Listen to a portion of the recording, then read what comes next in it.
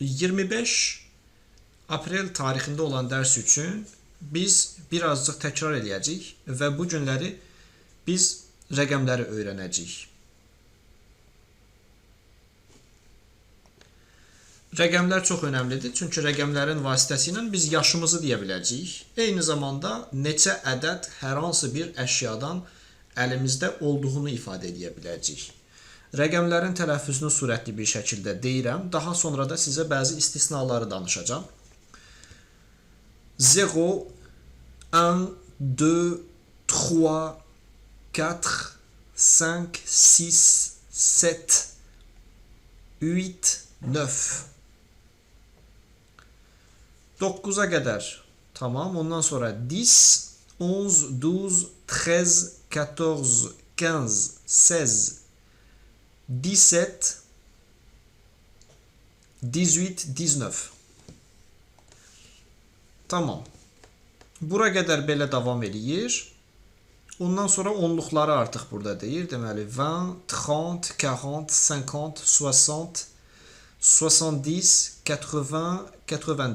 Biz bu günləri məncə 60'a qədər öyrənsək yaxşıdır. Çünki 60'dan sonra çox istisnalar vardı. Onları get-gedə şeylə, nə deyirlər ona, praktika ilə öyrənəcəksiniz zaten. 2 dənə şeyi izah eləmək istəyirəm sizə. 20'dən sonra 21 deyəndə və yaxud da 31 deyəndə və yaxud da 41 deyəndə biz deyəcəyik ki 20 və 1. Tamam. Və sözü fransız dilində edir. E-t yazılır. E kimi tələffüz edirik. 20 et 21. Tamam. 21. 31'də deyəcəyik ki 31. 31. 41'də deyəcəyik ki 41. Tamam, bu bizim qaydamızdır. Ondan sonra 21'i keçəndən sonra 22, 23, 24 və s. deyəndə artıq bu e-ni istifadə eləməyəcəyik. Sadəcə olacaqdır 22. Tamam. Və bu da eləyəcəkdir 20. Ortada tire qoyuruq. 22. 23. Və s. və s. və s. İndi biz keçən dəfə öyrəndiyimiz bir ifadə ilə bir dənə cümlə deyək. Məsələn, neçə yaşın var sualını verirəm sənə. Sual belə olacaqdı. Quel âge as-tu? Neçə yaşın var? Yaş olaraq da deyirsiniz. J'ai yaşınızı deyirsiniz, rəqəmi deyirsiniz. Məsələn, 21 an. Bu qaydadır. J'ai rəqəm an sözü. J'ai 21 an. Voilà, j'ai 21 an. Bu yaşı demək üçündür. Bunu indi yazarsınız dəftərinizə öyrənmək üçün. Keçən dəfəki bu əşyaları paylaşdığım yerə təzədən qayıdıram. Bax, burada görürsünüz, çoxlu əşyalar vardı. Ruçka vardı, açar vardı, şəkil vardı, kaşlok vardı, ajanda vardı, nə bilim, gözlük vardı. Bax, bunların hamısı ilə rəqəmləri istifadə edə bilirsiniz. Və zəhmət olmasa evdə oturun, dəftərinizə yazın. Çox önəmlidir bu. Evdə oturursunuz, dəftərinizə ilk öyrəndiyimiz şey avoir feilidir. J'ai, mənim var. Bir dənə misal verirəm sizə. Stilo ilə verirəm. Ruçka. Demək istəyirəm ki, mənim 40 dənə ruçkam var. J'ai 40 stylo. Tamam. J'ai 40 stylo.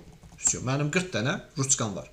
Sonra mən sizdən istəyirəm ki, o evdə oturub yazanda dəftərinizə başqa adamlar haqqında danışın. Məsələn, onların 2 dənə adam vardı. Onların 40 dənə ruçkası var.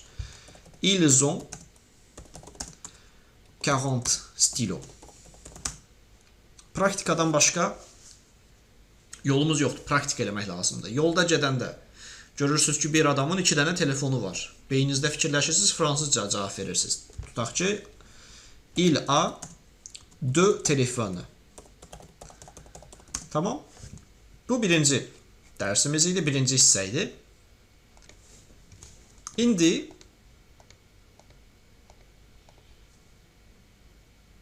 bir dənə ifadə öyrənəcəyik. Combien de.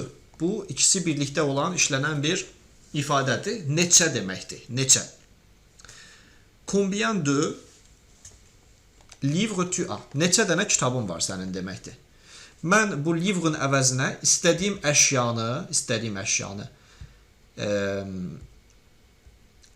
əlavə qoya bilərəm, dəyişə bilərəm. Məsələn, demək istəyirəm ki, sənin neçə dənə maşının vardı? Combien de voitures tu as. Tamam, tutaq ki, bir adamla rastlaşırsınız, onunla söhbət edirsiniz, sual verirsiniz ki, sənin neçə dənə maşının var? Uşağını soruşmaq istəyirsiniz. Bizdə adətən uşağını soruşuruq. Combien de enfants tu as. Neçə dənə uşağın var? İndi belə bir şeyə diqqət edək. Fransız dilində bir sözün sonu saitlə bitirsə, digər söz də saitlə başlayırsa, biz birinci sözdəki saiti silirik, ortaya bir dənə apostrof qoyuruq. Görürsünüz, burada birinci sözümüz saitlə bitibdir. İkinci sözümüz saitlə başlayıbdır. Ona görə də birinci saiti silirik. Bunu da dəftərinizə yazın zəhmət olmasa. Mən bir dəfə deyirəm, sürətli keçirəm. Burada sildim, apostrof qoydum. Combien d'enfants tu as. Combien d'enfants tu as. Tamam, indi girirsiniz. Buradakı əşyaların hamısını götürürsünüz. Özünüzə, əgər evinizdə uşaqlarınız vardısa, uşaqlarla işləyəcəksinizsə, uşaqlarınıza, həyat yoldaşınız vardısa ona, dostlarınız vardısa ona, bax, onlara suallar verirsiniz. Bir də bir şeyə diqqət edin, bunu da yazarsınız dəftərinizə. Bu combien dönü yazdıqdan sonra qarşıdakı artikelları silirik. Artikel dediyimiz şey nə idi? Un, de, un, un, bunlar da artikellar. Bir daha yazıram. Artikellar. Artikellar, bura yazıram. Tamam. Kişi cinsli əşyanın qarşısında ən yazırıq. Qadın cinsli əşyanın qarşısında ün yazırıq. Cəmdə olan kişi və yaxud da qadın qarşısında de yazırıq. Amma əgər combien de ilə sual veririksə, bu artikelların hamısını silirik. Məsələn, un livre. Tamam. İndi sual vermək istəyirəm qarşımdakı adama ki, sənin neçə dənə kitabın var? Combien de livres tu as. Gördünüz, artikel falan qalmadı burada. Artikel yoxdur. Artikel yoxdur. Okey. Bu da bizim ikinci öyrənməli olduğumuz şeydir. Biz dərs müddətində bunları nə edəcəyik? Praktika edəcəyik. Bir nəfər, bir qrup o birinə sual verəcəkdir ki, sənin neçə dənə nəyin var? Buradakı əşyalardan təbii suallar verəcəkdir. Onun üçün də bu əşyaları əzbər bilməlisiniz. Birinci dərsdə ki, ikinci dərsimizdə rahat olaq. Üçüncü mövzumuz bu olacaqdır ki, mən sizə birinci qrup feillərini izah edəcəm. Birinci qrup fransız dilində 3 dənə qrup feili vardı, dostlar. Birinci qrup feillərimizin sonu ör ilə bitir. Bax, bu tipli. Ör ilə bitən bütün feillər, bir dənə istisna vardı, onu da gələcəkdə deyəcəm. Bütün feillər birinci qrup feilləridir. Onların təsrifini öyrənəcəyik. Qaydalı feillər olduqları üçün təsrifini eləmək asandır. Necə olur? Birinci qrup feili hardasa bir dənədir. Bir dənəsində yazıram, parler. Parler feili. Görürsünüz, ör ilə bitdi. Avtomatik olaraq bildim ki, birinci qrup feilidir. Və bir də bunu deyim ki, fransız dilində 95% feil birinci qrup feilidir. Bu da işimizi asanlaşdırır. Üçüncü, ikinci qrupları çox olmadığı üçün əzbərləyəcəyik yavaş-yavaş. Məsələn, avoir feilini öyrəndik, être feilini öyrəndik, onları əzbər öyrəndik. Çünki onlar üçüncü qrup feillərdir, məcbur əzbər öyrənməliyik. Amma digərlərinin təsrifi asandır. Sondakı ör-i sildim. Siləndən sonra qaldı əlimdə a-i-m. Tamam. Birinci şəxs üçün a-i-min üzərinə ö əlavə eləyəcəm. Olacaqdır j'aime. Bir daha xatırladıram. Niyə apostrof qoydum? Çünki je saitlə bitir. M saitlə başlayır. Tamam. Tu aimes. Il aime. Nous aimons. Burada niyə z oxudum? Çünki s ilə bitdi, ikinci sözümüzdə saitlə başladı. İndi burada deyəcəksiniz ki, yaxşı, bəs bu ü də saitdir, a da saitdir. Biz niyə bunu şey eləmədik, apostrof qoymadıq? Bu tarixi bir hadisədir. Tüdə qoymuruq. Yəni tüdə işləmir bu. Sadəcə j-də işləyir. Tam detallarına girmirəm. Etimologiya ilə bağlı bir şeydir. Vous aimez. Dəftərinizə də yazarsınız ki, yaddan çıxmasın. Il aime. Sondakı ÖNT-ni oxumadıq. Xatırlayırsınız, ÖNT-ni yazırıq, amma oxumuruq. Tamam. Mən sevirəm, sən sevirsən, o sevir, biz sevirik, siz sevirsiniz, onlar sevirlər. Bu bizim birinci feilimizdir. Öyrəndik. Sevirəm feilindən sonra mən tutaq ki, nəyisə eləməyi sevirəm. Hər hansı bir məsdər feilini qoysanız, avtomatik olaraq cümlə yaradırsınız. İndi sizə 2 dənə cümlə deyim. J'aime parler. Mən danışmağı sevirəm. Çox kolay, çox asan. Bir dənə j'aime dediniz, üstünə bir dənə feil qoydunuz, oldu cümlə. J'aime parler. Mən danışmağı xoşlayıram. İndi təbii dostlar, xatırlayırsınız, biz inkarı da öyrənmişdik. Danışmağı xoşlamıram deyəndə nə tər olacaqdı? Olacaqdı je n'aime pas. Məsdərimizdə olduğu kimi qalır. Parler. Je n'aime pas parler. Mən danışmağı xoşlamıram. Всё. J'aime parler, je n'aime pas parler. İndi mən sizə hardasa 5 dənə feil yazacağım. 3-4 dənə də ifadə yazacağım ki, onları öyrənərsiniz. Tamam, mən sizə burada hardasa 10-a yaxın feil və ifadə yazmışam. Dəftərinizə yazarsınız, zəhmət olmasa, Azərbaycancasını yazmıram bura. Lire oxumaq deməkdir. Məsələn, j'aime lire. Mən oxumağı xoşlayıram. J'aime écrire. Mən yazmağı xoşlayıram. J'aime faire du sport. Bu ifadədir. Mən məşq eləməyi xoşlayıram. Üçü bir yerdədir. Yəni ayırmaq olmaz. J'aime faire du sport. J'aime écouter de la musique. Mən musiqiyə qulaq asmağı xoşlayıram. J'aime regarder la télé. Mən televizora baxmağı xoşlayıram. J'aime regarder les séries. Dizi izləməyi xoşlayıram. J'aime marcher. Gəzməyi xoşlayıram. J'aime pêcher. Balıq tutmağı xoşlayıram. J'aime nager. Üzməyi xoşlayıram. J'aime courir. Qaçmağı xoşlayıram. J'aime sortir. Çıxmağı xoşlayıram. Çıxmaq deyəndə evdən eşiyə çıxmaq deməkdir də, o mənada. Yəni çıxıb tutaq ki, restorana gedirsiniz, gəzməyə gedirsiniz. Biri var diskoya gedir, biri var harasa gedir də. Evdən çıxmaq bu mənada. Həvsi yox. Bunları indi öyrənərsiniz, dəftərinizə yazarsınız. Zəhmət olmasa və ikinci dərsimizdə praktik eləyəcəyik. İndi yaxşı.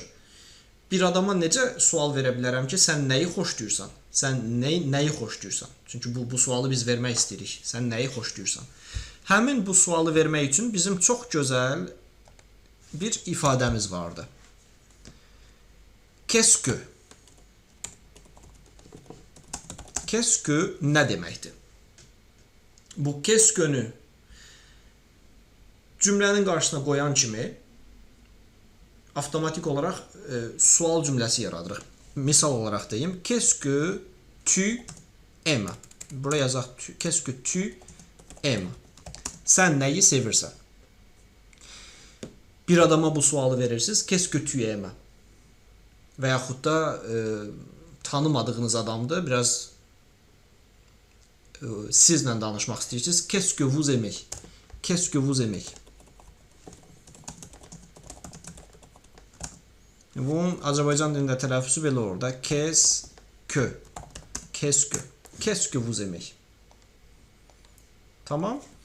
Və dediyim kimi bu o qədər gözəl bir ifadədir ki, bunu hər hansı bir indiyə qədər öyrəndiyimiz feillərin qarşısına, cümlələrin qarşısına qoyan kimi o nə ifadəsi alınır, cümlə alınır, yeni cümlə alınır. Məsələn, qu'est-ce que tu as? Nəyin var? Qu'est-ce que tu manges? Nə yeyirsən?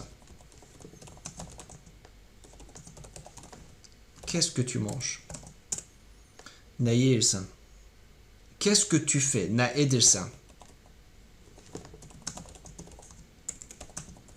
Qu'est-ce que tu fais? Nə edirsən? Tamam. bu cümlələri öyrənərsiniz. Biz gələcəkdə, yəni dərsimizin əsnasında bir-birinizə bu sualları verəcəksiniz. Qu'est-ce que tu aimes? Qu'est-ce que tu aimes? Hətta bunun axırına bir dənə də dans la vie qoya bilərik. Qu'est-ce que tu aimes dans la vie? Həyatda nəyi xoşlayırsan? Həyatda yəni səni nə xoşbəxt eləyir, tamam? Okey, bu da belə. İndi son olaraq sizə bir dənə bonus, bunu sürətli keçəcəm, yazarsınız dəftərinizə. J'aime ifadəsini dedik. J'aime sevmək deməkdir. J'aime beaucoup, çox sevmək deməkdir. J'adore, həddindən artıq sevmək deməkdir. Je n'aime pas. Bu pası gedibdir, amma biz yuxarıda yazmışıq zaten. Je n'aime pas. Budur, bax. Je hardadır? Ha, budur. Je n'aime pas. Mən sevmirəm. Je n'aime pas. Mən sevmirəm. Je n'aime pas. Ondan sonra nə deyir?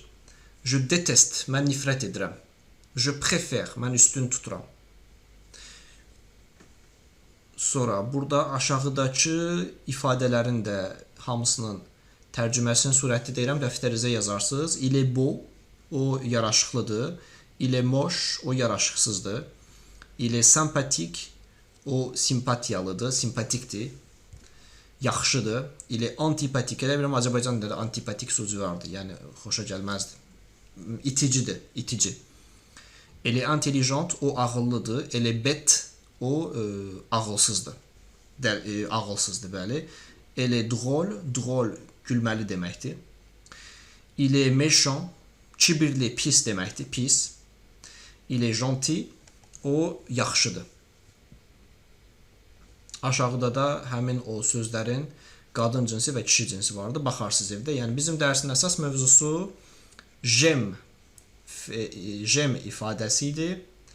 J'aime, je n'aime pas ifadəsidir və bir də ki feillərin, birinci qrup feillərinin təsrifi idi. Tamam. 3 dənə şey öyrəndik bu günləri. Rəqəmləri öyrəndik. Combien de ifadəsini öyrəndik. Neçə deməkdir. Və bir də ki j'aime, je n'aime pas ifadəsini öyrəndik. Gələn dərsdə görüşmək üzrə.